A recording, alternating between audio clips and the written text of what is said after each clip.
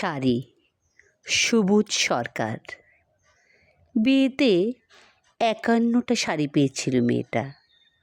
অষ্টমঙ্গলায় ফিরে এসে আরও ৬টা। এত শাড়ি একসঙ্গে সে জীবনে দেখেনি। আলমারির প্রথম থাকে যে রাখলো সব নীল শাড়িদের। হালকা নীল একটাকে জড়িয়ে ধরে বলল, তুই আমার আকাশ। দ্বিতীয় থাকে রাখলো সব গোলাপিদের। একটা গোলাপিকে জড়িয়ে এসে বলল, তোর নাম অভিমান। তৃতীয় থাকে ৩টি ময়ূর, যেন ৩ দিক থেকে ছুটে আসার সুখ।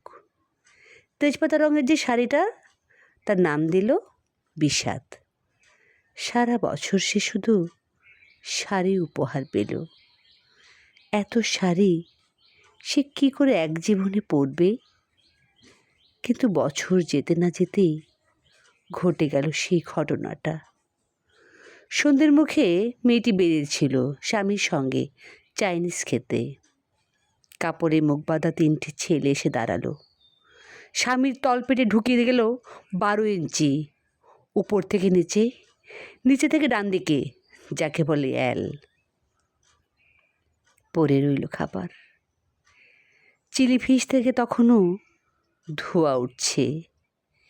এর নাম রাজনীতি, বলেছিল পাড়ার লোকেরা। বিয়েতে ৫১টা শাড়ি পেয়েছিল মেয়েটা। অষ্টমঙ্গলায় ফিরে এসে আরও ৬টা। একদিন দুপুরে শাশুড়ি ঘুমিয়ে সমস্ত শাড়ি বের করে ৬তলার বারান্দা থেকে উড়িয়ে দিল নিচের পৃথিবীতে। শাশুড়ি পরিয়ে দিয়েছেন তাকে সাদা ধান। ১৯ বছরের একটা মেয়ে, সে একা।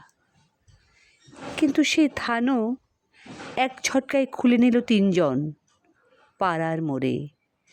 একটি সদ্য নগ্ন বেধবা মেয়ে দৌড়াচ্ছে আর চিৎকার করছে, বাঁচাও। পেছনে ৩ জন, সে কি উল্লাস! নির্বাক পাড়ার লোকেরা। বিয়েতে ৫১টা শাড়ি পেয়েছিল মেয়েটা। অষ্টমঙ্গলায় ফিরে এসে আরও ৬টা। ধন্যবাদ।